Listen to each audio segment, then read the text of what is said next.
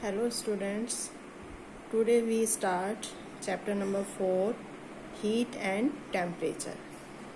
So first, temperature. The physical quantity that is responsible for the feeling of hot and cold is called temperature. किसी चीज़ को छूने से अगर हमें वो गर्म या ठंडी लगती है तो उसको हम टेम्परेचर कह सकते हैं. Second, heat always flow from higher temperature to lower temperature. तो इसका मतलब हुआ कि टेम्परेचर और हीट दो अलग अलग फिजिकल क्वांटिटी हैं. तो difference between heat and temperature. Heat is form of energy. एक एनर्जी का फॉर्म है, रूप है हीट. मेजर्ड इन जूल्स और सेल्सियस, जिसको हम जूल या सेल्सियस में नापते हैं. मेजर्ड इनडायरेक्टली, इसको हम डायरेक्ट नहीं नाप सकते, इसको इनडायरेक्टली नापते हैं. Temperature is degree of hotness, कोई चीज़ कितनी गर्म है. And this is measured in degree Celsius और Kelvin. And temperature can be measured directly, हम टेम्परेचर को डायरेक्ट नाप सकते हैं. जैसे कि किसी चीज़ को हाथ लगाते हैं, अगर हम हाथ को दूर हटा लें और फिर कहें कि इसका टेम्परेचर हाई है, ये गर्म है, यानी कि हमने हाथ से छू के उसको देखा. उसके बाद आता है आपका थर्मामीटर. थर्मामीटर क्या होता है? Thermometer is a device use to measure temperature is called thermometer. Thermometer एक डिवाइस है जिससे कि टेम्परेचर को नापा जाता है. Types of thermometer. थर्मोमीटर के कितने टाइप्स होते हैं? थर्मोमीटर के 3 टाइप्स होते हैं: clinical, digital and laboratory thermometer. First we discuss clinical thermometer. It is used by doctors to measure temperature of human body. किसी भी पेशेंट, किसी भी ह्यूमन का टेम्परेचर नोट करने के लिए जो डॉक्टर्स यूज करते हैं, उस थर्मोमीटर को क्लिनिकल थर्मोमीटर कहते हैं. It has a bulb that is filled with mercury and a capillary tube with a small band called kink, जिसको क्निक कहते हैं. This band kink prevents the mercury for getting back when temperature is measured of a human body. This is marked with scale degree Celsius and degree Fahrenheit also on it. तो ये देखिए clinical temperature thermometer का आपके पास diagram है. ये bulb है आगे जो कि फिल्ड है, किससे? मरकरी से फिल्ड बल्ब है. इसके अंदर एक कैपिलरी ट्यूब होती है, पतली ट्यूब होती है, जिसके अंदर जब हम टेम्परेचर लेते हैं बॉडी का तो ये मरकरी आगे की तरफ बढ़ता है. और जहाँ ये टेम्परेचर, जहाँ तक हमारे बॉडी का टेम्परेचर होता है वहाँ तक ये मरकरी इंक्रीज होता है और उसको हम इस स्केल की हेल्प से मेजर कर सकते हैं. यहाँ एक छोटा सा क्निक होता है. क्निक मीन्स एक उभार. उससे क्या होता है, जब बॉडी का टेम्परेचर लिया जाता है तो टेम्परेचर देखते समय ये मरकरी वापस से यहाँ बल्ब की तरफ नहीं आता है. This kink prevents to flow back mercury into bulb. Next है आपका digital thermometer. It is very easy to use. इसको यूज करना बहुत इजी है because it has a display of numerical values. इस पे वैल्यू आपको देखनी नहीं पड़ती हैं, वो अपने आप से डिजिट के रूप में, न्यूमेरिक के रूप में आ जाती हैं. And this is of plastic body. Plastic body है इसलिए इसका टूटने का भी डर नहीं रहता है.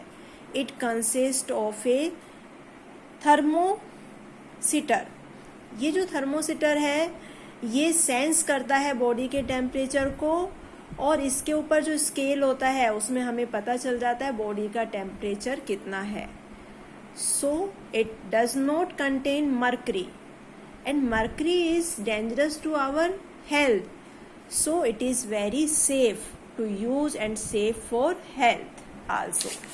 ये देखिए डिजिटल थर्मोमीटर है, ये डिजिटल थर्मोमीटर है। इसमें यहाँ ये स्केल बना हुआ है जहाँ पर आपको दिखाई देगा कि टेम्परेचर बॉडी का कितना है। और यहाँ आगे कोई भी मरकरी नहीं है, यहाँ पे एक थर्मोमीटर लगा हुआ है जिससे बॉडी का टेम्परेचर सेंस होगा और स्केल में आपको दिखाई देगा कि बॉडी का टेम्परेचर कितना आया है। नेक्स्ट है आपका लेबोरेटरी थर्मोमीटर। लेबोरेटरी यानी कि जो लैब में यूज होता है। These are used in laboratory to measure temperature between -10 degree Celsius to 110 degree Celsius. It is not used to measure body temperature. Body temperature को मेज़र करने के लिए हम लेबोरेटरी थर्मोमीटर को यूज़ नहीं करते हैं, उसके लिए क्लिनिकल और डिजिटल थर्मोमीटर को ही यूज़ करते हैं। अब हमें कैसे सेफली यूज करने चाहिए थर्मोमीटर? तो सबसे पहले जो थर्मोमीटर होता है जो कि क्लिनिकल और डिजिटल होता है, इसको सबसे पहले क्लिनिकल को हमें ये देख लेना चाहिए कि मरकरी जो है, मरकरी जो ये मरकरी है ये बिलो 35 डिग्री सेल्सियस होना चाहिए। इसको हैंडल केयरफुली करना चाहिए क्योंकि डिजिटल क्लिनिकल जो थर्मोमीटर है वो ग्लास का बना हुआ होता है, इसलिए उसको हम सेफली यूज करें क्योंकि वो पतला ग्लास होता है और वो टूट सकता है। और जब भी इसको मेजर करें तो हम अपने आईज की डायरेक्शन में रख के इसका स्केल रीड करें जिससे हमें एरर नहीं दिखाई दे, एकदम सही हमें टेम्परेचर मेजर हो सके। और लेबोरेटरी थर्मोमीटर जो है इसको जब हम यूज करते हैं तो इसको होल्ड अपराइट, इसको अपराइट होल्ड करना चाहिए। इसको टिल्ट पोजीशन में, टेढ़ी पोजीशन में नहीं रखना चाहिए, not tilted, hold upright. Bulb is completely surrounded by substance. जो आपका बल्ब है जिसके अंदर रीड करना है, जिससे कि हमें टेम्परेचर रीड करना है, वो सब्सटेंस से अच्छे से सराउंडेड होना चाहिए। Thermometer must not touch the base and side of container. जो कंटेनर है जिसके अंदर वो सब्सटेंस है जिसका कि हमको मेजर करना है टेम्परेचर, उस कंटेनर की साइड से या बेस से थर्मोमीटर को टच नहीं करना है। Measure temperature as soon as you take it out from substance. जैसे ही आप सब्सटेंस से बाहर उस थर्मोमीटर को निकालते हैं, आप फटाफट उसका टेम्परेचर मेजर कर लीजिए क्योंकि इसका जो टेम्परेचर है फटाफट से डाउन होता है और हमें एरर मिलता है, हमें एक्चुअल टेम्परेचर नहीं मिलेगा सब्सटेंस का। अब है ट्रांसमिशन ऑफ हीट। हीट का ट्रांसमिशन कैसे कैसे हो सकता है? जो हीट का ट्रांसमिशन होता है वो हमेशा कहाँ से कहाँ होता है? वो होता है हायर टेम्परेचर से लोअर टेम्परेचर की तरफ। Transmission of heat higher temperature से लोअर टेम्परेचर की तरफ होता है। 3 मेथड्स हैं ट्रांसमिशन ऑफ हीट के: conduction, convection and radiation. Conduction और कन्वेक्शन में हमको मीडियम की आवश्यकता होती है, जबकि रेडिएशन में हमको मीडियम की आवश्यकता नहीं होती है। सबसे पहले हम पढ़ेंगे कंडक्शन।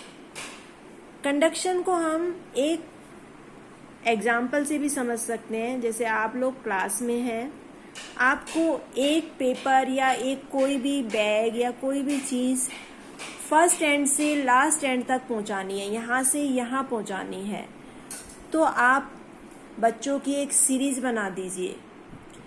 फर्स्ट बच्चे को वो बैग दीजिए, वो बच्चा सेकंड को देगा, सेकंड बच्चा थर्ड को देगा, थर्ड बच्चा फोर्थ को देगा। इस तरह से फर्स्ट एंड से लास्ट एंड तक वो बैग पहुंच जाएगा। जबकि जो फर्स्ट बच्चा है वो अपनी सीट पे खड़ा हुआ है, सेकंड बच्चा भी अपनी सीट पे खड़ा हुआ है, थर्ड भी अपनी सीट पर है, उन्होंने अपनी सीट को चेंज नहीं किया है और बैग यहाँ से फर्स्ट एंड से लास्ट एंड पहुंच गया है। तो कंडक्शन सेम ऐसा ही मेथड है। Transmission of heat from one particle to the other without actual movement of the particle is called conduction. Conduction में एक्चुअल पार्टिकल मूव नहीं करता है, सिर्फ अपनी एनर्जी एक पार्टिकल से अगले पार्टिकल को देता है। जैसे यहाँ पे एक पार्टिकल है, वो अपनी एनर्जी अगले पार्टिकल को देगा, अगला पार्टिकल एनर्जी अगले को देगा, उससे अगले को देगा। अब पार्टिकल का मूवमेंट नहीं हुआ, सिर्फ एनर्जी ही मूवमेंट कर रही है। तो ये मेथड है आपका कंडक्शन, जिसमें पार्टिकल मूव नहीं करते हैं, सिर्फ एनर्जी ही मूव करती है। जैसे आप किसी चीज को गर्म करते हैं, गर्म करते वक्त उसमें लेडल यानी कि कड़छी को छोड़ दीजिए। आपने गैस पे कढ़ाई रखी, कढ़ाई में आपने कुछ भी पकाने के लिए रखा, उसमें उस कड़छी को, लेडल को छोड़ दीजिए। 10 मिनट बाद आप उस लेडल को टच कीजिए तो आपको वो गर्म लगेगी, आपको हीट महसूस होगी। आप पका सब्जी रहे हैं, लेकिन वो हीट जो है वो कहाँ पहुंच गई? लेडल के हैंडल तक, यानी कि लेडल ने मूवमेंट नहीं किया, सिर्फ हीट ने मूवमेंट किया है। एक पार्टिकल से अगले पार्टिकल, अगले पार्टिकल से अगले पार्टिकल, इस तरह से उस लेडल से, जो कि सब्जी में लेडल है, उस लेडल से उसके हैंडल तक वो पहुंच गई। उसके बाद आता है कन्वेक्शन। कन्वेक्शन में क्या है? जैसे हम बैग का एग्जाम्पल हमने कंडक्शन के लिए दिया है, वैसे हम कन्वेक्शन के लिए भी दे सकते हैं। इसमें क्या होता है? In this mode each particle receive heat, moves up and make way for cooler liquid to receive heat is called convection.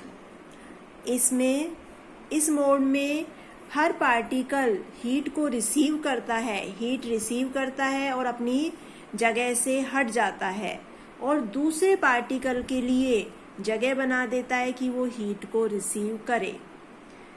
जैसे हमने इसमें क्या किया था, एक बच्चे ने बैग दूसरे को दिया, दूसरे ने तीसरे को दिया, तीसरे ने चौथे को दिया। अब हम कन्वेक्शन में क्या करेंगे? एक लाइन बनवा देंगे बच्चों की। ये बच्चों की लाइन बन गई। अब इसको हमने बैग दे दिया, अब इसने बैग ले लिया और ये अपनी जगह से हट गया। अब इसका नंबर आया, इसने बैग दे दिया, ये अपनी जगह से हट गया। फिर इसने ले लिया बैग और ये अपनी जगह से हट गया। फिर इसने ले लिया बैग, ये अपनी जगह से हट गया। यानी कि इसने इसके लिए क्या बनाया? एक रास्ता बनाया उस बैग या उस एनर्जी के पैकेट को लेने का। तो इसमें क्या हो रहा है? इसमें पार्टिकल अपनी जगह से मूव कर रहा है, जबकि इस कंडक्शन में पार्टिकल ने अपनी जगह से मूव नहीं किया है, लेकिन कन्वेक्शन में पार्टिकल ने अपनी जगह से मूव किया है। जैसे हम एक बर्तन में पानी गर्म करते हैं, तो पानी गर्म करते हैं तो नीचे के जो पार्टिकल होते हैं उनको हीट मिलती है। अब ये हीट लेकर पार्टिकल ऊपर चले जाते हैं गर्म होके, और ऊपर का जो ये पार्टिकल गर्म होके ऊपर चले गए, ऊपर के जो कोल्ड पार्टिकल हैं वो नीचे आ जाएंगे, फिर वो हीट लेकर फिर ऊपर चले जाएंगे, फिर ऊपर से नीचे आ जाएंगे। इस तरह से ये मूवमेंट चलेगा और धीरे धीरे पूरा पानी गर्म होगा। इसको आप अपने किचन में भी देख सकते हैं। जब आप किसी बर्तन में पानी गर्म करने लगें तो सबसे पहले यूटेंसिल गर्म होता है, बर्तन गर्म होता है। आप ऊपर अपनी उंगली को, अपनी फिंगर को ऊपर की तरफ डिप कीजिए, वो गर्म नहीं होगा पानी। आप उंगली को और अंदर ले जाइए तो यहाँ आपको बॉटम में पानी हॉट फील होगा। It means first these particles get energy, they move up, and then cooler particle comes down and get energy. This procedure is continuous and whole the water become hot after some time. Next है radiation. In this mode, energy from one particle to other without of particles of the medium is called radiation. इसमें particle को energy को move होने के लिए medium की जरूरत नहीं है, विदाउट मीडियम हो सकता है। जैसे सन की लाइट, सूरज का प्रकाश, सूरज की हीट हम तक पहुंचती है। वो कैसे पहुंचती है? बीच में वैक्यूम भी है। यहाँ हमारा सन है, यहाँ हमारी अर्थ है, लेकिन बीच में वैक्यूम भी है, एयर भी है। सबसे जो हीट है, जो लाइट है, वो ट्रांसमिट होकर हमारे अर्थ तक पहुंच रही है। यानी कि इस मीडियम में पार्टिकल्स को, हीट को मूव करने के लिए मीडियम की आवश्यकता नहीं होती है। तो आज हमने पढ़ा हीट एंड टेम्परेचर, जिसके अंदर हमने टेम्परेचर, हीट दोनों में डिफरेंस पढ़ा। उसके बाद हमने थर्मोमीटर पढ़े, जिसमें फर्स्ट क्लिनिकल, सेकंड डिजिटल और थर्ड लेबोरेटरी थर्मोमीटर के बारे में पढ़ा। उसके बाद हमने यूज ऑफ लेबोरेटरी थर्मोमीटर पढ़ा। उसके बाद हमने ट्रांसमिशन ऑफ हीट पढ़ा, जिसके 3 मोड्स हैं, कंडक्शन, कन्वेक्शन एंड रेडिएशन। तो आप लोगों को ये याद करना है सारा मेथड, इनको कॉपी में नोट करने हैं और नेक्स्ट क्लास में हम आगे का चैप्टर कंप्लीट करेंगे। So you make notes and read it carefully again and again. Okay?